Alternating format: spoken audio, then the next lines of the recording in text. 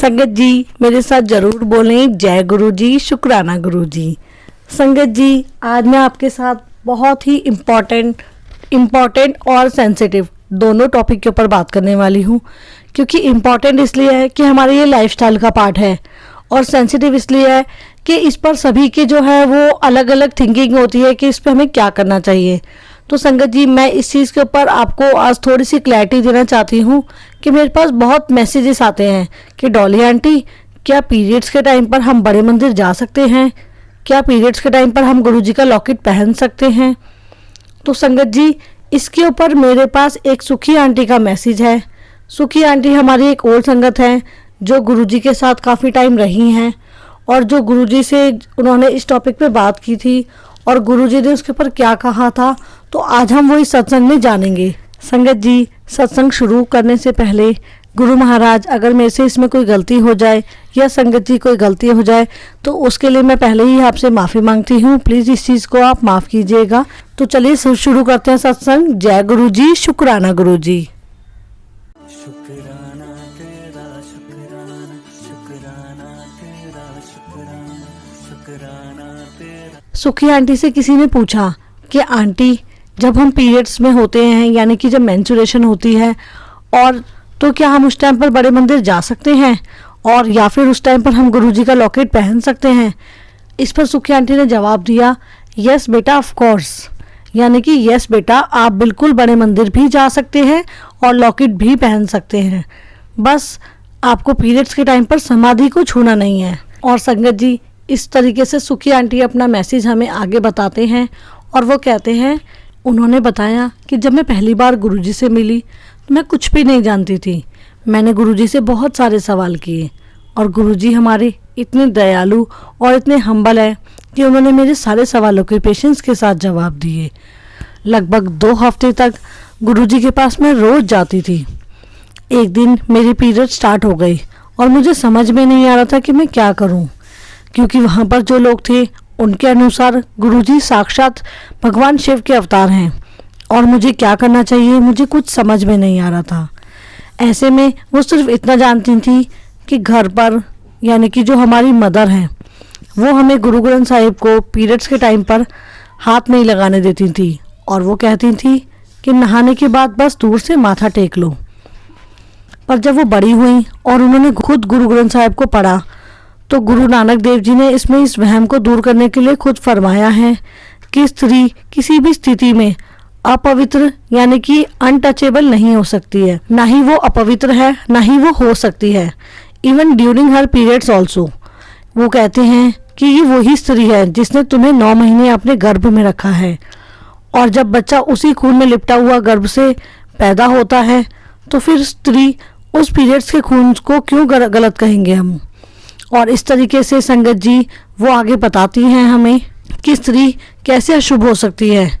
सारे भगवान चाहे राम हो, कृष्णा हो, जीसस हो या गुरु नानक देव सभी स्त्री से ही पैदा हुए हैं और हमारी जो हिंदू माताएं हैं यानी कि जो हिंदू गॉडनेस है यानी वो भी जैसे अम्बे माता, शेरा वाली माता, वो सब औरतें हैं, तो वो सब अशुभ कैसे हो सकती हैं। इस पर गुरुजी ने मुझे एक बार ज़रूर बोली कि इंसान नू हर वेले अपनू साफ रखना चाहिए, यानी कि जो पर्सनल हाइजीन है हमें बस वो मेंटेन करनी चाहिए, वो हर दिन। स्पेशली हमें इस चीज़ का थोड़ा सा और ध्यान रखना चाहिए कि जब हमारे पीरियड्स होते हैं तो हम प्रायोरिटी पर अपने आप को क्लीन रखें। गुरुजी ने मेन क्लीनिंग की तरफ यानी कि हमारी जो पर्सनल हाइजीन है उसकी तरफ बोला है कि हमें साफ़ रहना चाहिए। और उन्होंने आगे बताया हमें कि जब उन्हें पहली बार पीरियड्स हुए और वो गुरुजी से मिलने मंदिर गई तो उन्होंने अच्छे से स्नान किया, ये सोचकर कि गुरु महाराज को छूने की अनुमति मिल जाएगी। मैं उनके दरबार के लाइन में लग गई और आगे माथा टेकने लगी। गुरुजी के चरणों में 3 से 4 फीट की दूरी से प्रणाम किया। मैंने शर्म के मारे गुरुजी से नजरें भी नहीं मिलाई और मुड़ी और सबसे आखिरी में कोने में जाकर बैठ गई। और जैसे ही गुरुजी ने मेरी तरफ देखा तो मुझे बड़ी व्यथित नज़रों से देखा। वो मुझे बड़ी तीव्र दृष्टि से देख रहे थे। जब मैं उनके पहले चरण छूती थी और उनके हाथों को चूमती थी और जब उनका आदेश होता था तो उनके चरणों के पास ही बैठ जाती थी। मैंने तब गुरुजी को अपना प्रश्न टेलीपैथी से किया और कहा, गुरुजी मुझे पीरियड्स चल रहे हैं, क्या मैं आपकी नज़रों में डर्टी हूँ या क्लीन हूँ। और क्या मुझे मंदिर से दूर रहना चाहिए जब तक मुझे ये साइकिल चलेगी, यानी कि पीरियड्स के डेज जो रहते हैं हमारे वो चलेंगे। उन्होंने सभी संगत को प्रसाद दिया और अपने कमरे में जाने के लिए खड़े हो गए थे। उन्होंने अपने कमरे की तरफ जाते हुए उन्होंने मेरे सर पे हाथ रख दिया तो मैं और ज़्यादा कंफ्यूज हो गई। बाद में जब वापस आए और ज़मीन पर जाकर बैठ गए और एक अंकल और आंटी से बातें कर रहे थे और एक अंकल और एक आंटी को बोला कि उनके पैरों को दबाएं। आज उनका शरीर बहुत दुख रहा था कि उन्होंने बहुत ज़्यादा ही पेन ले लिया था अपने ऊपर। मैंने उन्हें कहा टेलीपैथी से कि मैं समझ गई हूँ, अगर आज गुरुजी ने मुझे सेवा नहीं दी, यानी कि अपने शरीर को टच नहीं करने दिया, तो कोई बात नहीं, क्योंकि मुझे लगा था कि वो समझ गए होंगे कि मेरे साथ क्या प्रॉब्लम है। और as the wireless reached him, यानी कि उन्होंने टेलीपैथी को समझा और मुझे कहा सुखी एथिया। और जब मैं उनके पास गया तो उन्होंने मुझे अपने पास खींचा और मुझे कस के अपने गले लगा लिया। मेरी आंखों से आंसू बहने लगे। गुरुजी ने पंजाबी में कहा, मैंसिस यही ना पुत्र, अगर 10वां दरबार दे सेवा नहीं मिलेगी तो मेरे पैर हत्था दे दबा दे। That meaning for those who do not understand Punjabi, press my feet and legs, they are ached. यानी कि जो लोग पंजाबी नहीं समझते उनके लिए मैं एक बार हिंदी अनुवाद बता देती हूँ कि मेरे पैर और टांगे दर्द कर रही हैं, उन्हें दबाओ। और ये सुनकर मेरे आंसू नहीं रुक रहे थे। Non stop tears were falling down on my face. What kind of father, so understanding, so kind, and he could understand telepathy with me so clearly that night and the following few days. No seva Guruji's shivling, his 10th door into his kingdom of his soul. मेरे periods के तीसरे दिन हम 4 लोग Randhawa aunty के घर पर breakfast के लिए गए। रंधावा आंटी जो हॉकी वर्ल्ड किंग चैंपियन है ऑफ इंडिया हैं। जब हम गाड़ी में थे तो मैंने हिम्मत जुटा के गुरुजी से पूछा, गुरुजी मेरे पीरियड्स में मेरी माँ तो मना कर देती थी कि पवित्र गुरु ग्रंथ साहिब जी के पास मत बैठो, क्या वो सही है? वो कुछ देर चुप रहे और सिर हिलाकर बोले हाँ, यानी उनका मतलब था कि वो सही कह रही थी। सो संगत जी, पवित्र गुरु ग्रंथ साहिब जी और शिव पुराण ये दोनों के लिए अप्लाई होता है। और इस तरीके से सुखी आंटी के ने अपने सत्संग के थ्रू हमें बताया है कि हम अपने मेंसेस में यानी कि पीरियड्स के टाइम पर गुरुजी के बड़े मंदिर जा सकते हैं, पर वहाँ पर हमें समाधि को टच नहीं करना है, ना ही हमें शिवलिंग को टच करना है।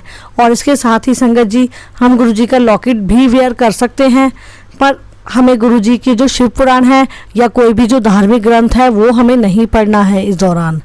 और संगत जी, अब कुछ संगत मुझसे ये भी पूछेगी कि डॉली आंटी फिर हमें ये बताएं कि घर में जो गुरुजी का स्वरूप है हम उसके साथ यानी कि उसकी जो पूजा कर सकते हैं और उनको भोग लगा सकते हैं क्या?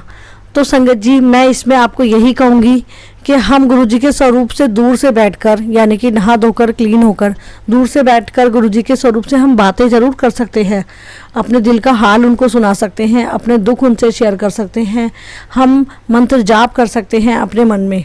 पर लेकिन मैं आपको यही सजेस्ट करूंगी कि गुरुजी के स्वरूप को आप टच भी कर सकते हैं। पर संगत जी, अब ये क्वेश्चन आता है कि गुरुजी का क्या हम भोग लगा सकते हैं और क्या हम गुरुजी के दरबार में जोत जला सकते हैं?